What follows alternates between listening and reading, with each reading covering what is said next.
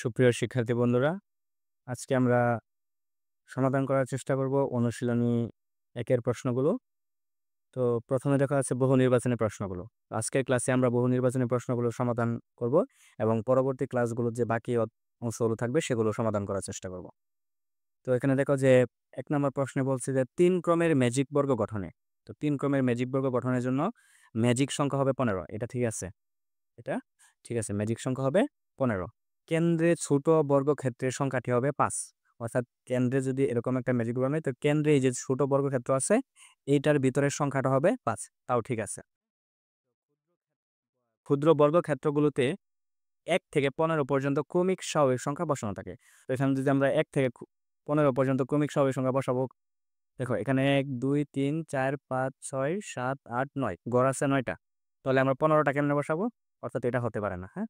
তো ক্ষুদ্র বর্গক্ষেত্রগুলোতে ১ থেকে ৯ পর্যন্ত ক্রমিক স্বাভাবিক সংখ্যা বসানো থাকতে পারে। ঠিক আছে? তাহলে কি হবে? ১ এবং ২ হলো উত্তর। তাহলে আমাদের সঠিক উত্তর হলো ক নাম্বারটা। ঠিক আছে? আচ্ছা, নিচের কোন ফলাফলটি ৯ দ্বারা বিভাজ্য সংখ্যা?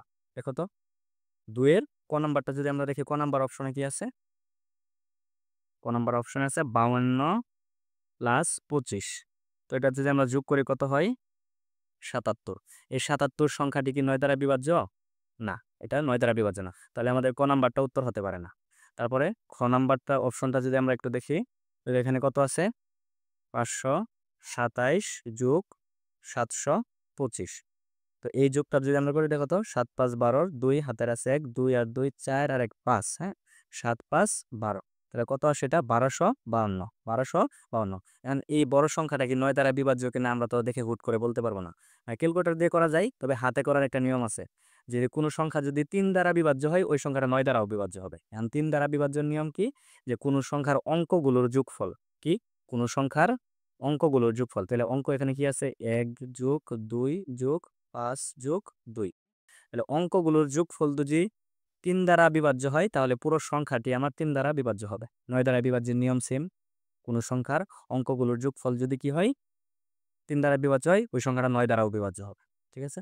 আচ্ছা, দেখো ১ আর ২ যোগ করলে ৩, ৩ আর ৫ ৮, ৮ আর ২ ১০। তাহলে ১০, ১০ কি এখানে দেখো তো ৩ দ্বারা বিভাজ্য? না, ১০ ৩ দ্বারা বিভাজ্য না। সুতরাং এই সংখ্যাটি আমার কি হবে না? ৩ দ্বারা বিভাজ্য হবে না। অর্থাৎ যেহেতু সংখ্যাটি ৩ দ্বারা বিভাজ্য নয়, সুতরাং সংখ্যাটি ৯ দ্বারাও বিভাজ্য হবে না। সংখ্যাটি কি হবে না? ৯ দ্বারা বিভাজ্য হবে না। তাহলে এটা কি? এই সংখ্যাটার যোগফল কি? যে ফলাফলটাও ৯ দ্বারা বিভাজ্য নয়। তাহলে খ নাম্বারও উত্তর হবে না। ছোট গ নাম্বার যদি আমরা একটু দেখি, ছোট গ অপশনটা দেখো কি দেওয়া আছে? ৪১২ যোগ ২৩৪। তো এখানে যোগ করলে কত হয় দেখো তো? ৪ আর ২ কত? ৬, ৩ আর ১ ৪, ২ আর ৪ কত? ৬। এই সংখ্যাটি কি ৯ দ্বারা বিভাজ্য হবে? আমরা একটু দেখি তো। তো ৯ দ্বারা বিভাজ্য হওয়ার জন্য কি হওয়া লাগে? আগে ৩ দ্বারা বিভাজ্য হওয়া লাগে। কি করা লাগে? ৩ দ্বারা বিভাজ্য হইতে হয়। আর ৩ দ্বারা বিভাজ্যের নিয়ম কি? যে অঙ্কগুলোর যোগফল যদি ৩ দ্বারা বিভাজ্য হয় তাহলে সংখ্যাটা কি হবে? ৩ দ্বারা বিভাজ্য হবে। তাহলে অঙ্কগুলোর যোগফল কত হয় দেখো তো? ৬ যোগ ৪ যোগ ৬।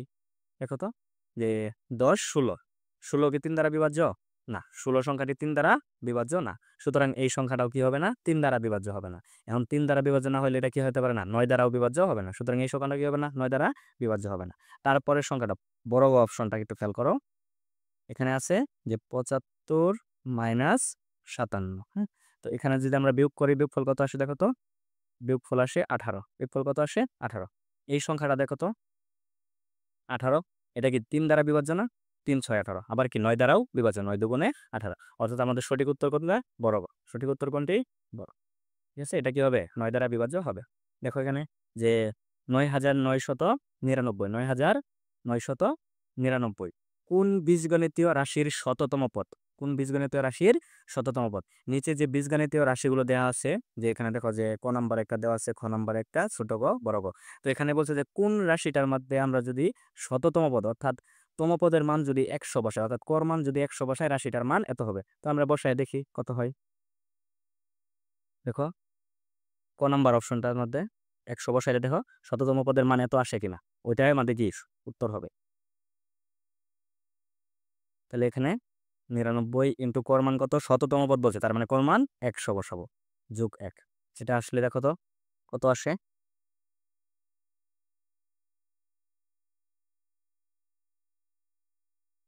এটা কি পাইছি?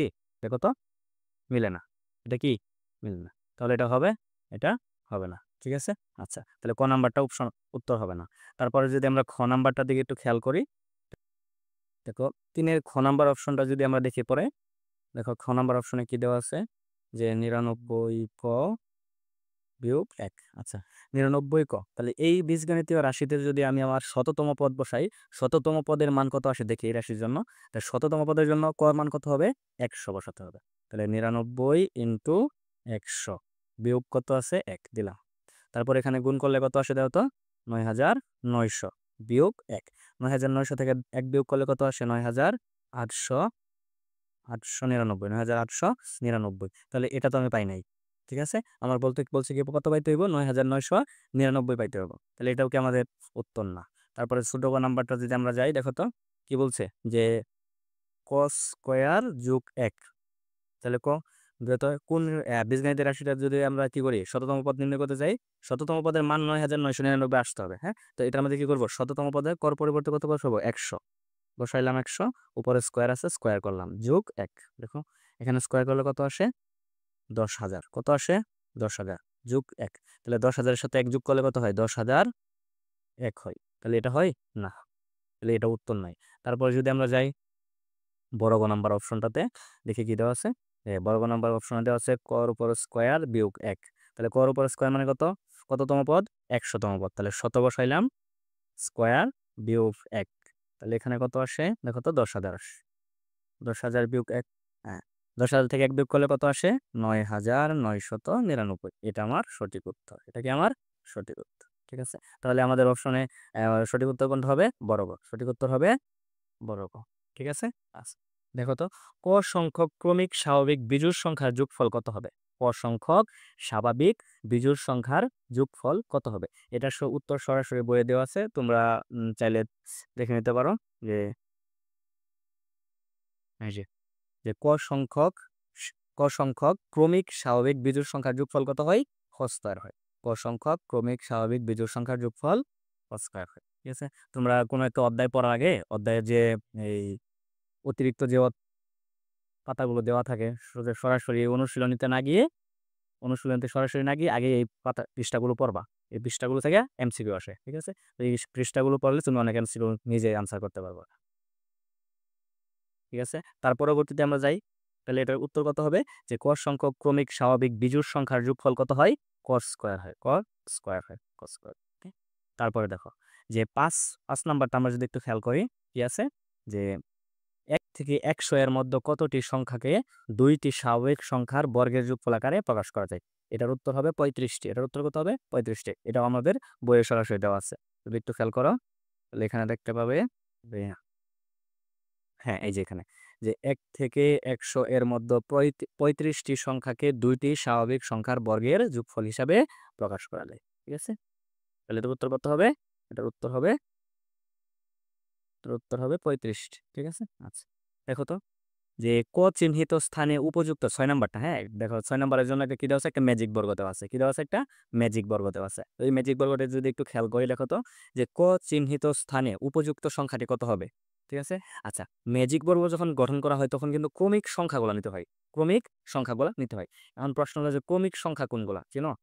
ক্রমিক সংখ্যা হলো, দেখো যেখান থেকে শুরু হবে এর পরবর্তী সিরিয়াল মেনটেন করতে হবে। যেমন 1 থেকে শুরু হলে পরে 2, 3, 4, 5, 6, অর্থাৎ এভাবে সিরিয়ালি থাকতে হবে। এভাবে কি সিরিয়ালি থাকতে হবে। ধরো আমি 5 থেকে শুরু করলাম, তাহলে 5-এর পর থেকে 6, 7, 8, 9, তাহলে এগুলো কি পরস্পর ক্রমিক, অর্থাৎ সিরিয়াল মেনটেন করে যে সংখ্যাগুলো লেখা হয় ওগুলো কি ক্রমিক স্বাভাবিক সংখ্যা। ঠিক আছে, তাহলে বলছে কি যে ক চিহ্নিত স্থানে উপযুক্ত সংখ্যাটি কত হবে। তো আমরা জানি যে ম্যাজিক বর্গ গঠনের ক্ষেত্রে কি করা লাগে, যে ক্রমিক স্বাভাবিক সংখ্যা নিতে হয়, ক্রমিক স্বাভাবিক সংখ্যাগুলো নিতে হয়। তাহলে এখানে দেখো তো কত থেকে শুরু শুরু হয়েছে, যেখানে দেখতে পাচ্ছি যে 11, সর্বনিম্ন সংখ্যাটা 11 এবং সর্বোচ্চ সংখ্যাটা হলো 19, সর্বোচ্চ সংখ্যাটা হলো 19। তাহলে ক্রমিক সংখ্যাগুলো কত হবে, 11 থেকে শুরু হয়ে 12, 13, 14, তারপর কত, 15, 16, 17, 18, তারপরে 19।